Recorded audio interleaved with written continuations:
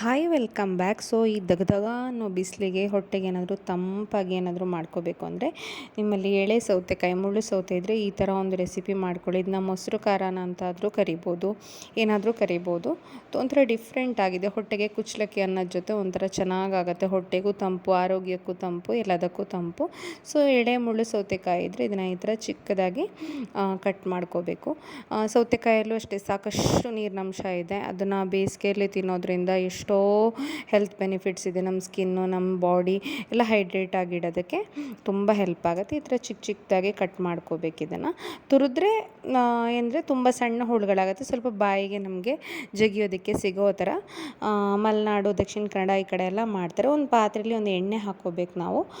ಎಣ್ಣೆ, ಸಾಸಿವೆ, ಅದಕ್ಕೆ ಜೀರಿಗೆ, ಉದ್ದಿನಬೇಳೆ, ಕಡಲೆಬೇಳೆ ಎಲ್ಲ ಹಾಕ್ಕೊಂಡು ಚಟ್ಪಟ ಅಂದಾಗ ಕೆಂಪು ಮೆಣಸು ಹಾಗೆ ಕರಿಬೇವಿನೆಲ್ಲ ಹಾಕ್ಕೊಂಡು ಒಂದು ಸ್ವಲ್ಪ ಆದಮೇಲೆ ಕಟ್ ಮಾಡ್ಕೊಂಡಿರೋಂತಹ ಈ ಸೌತೆಕಾಯಿನ ಹಾಕ್ಕೋಬೇಕು.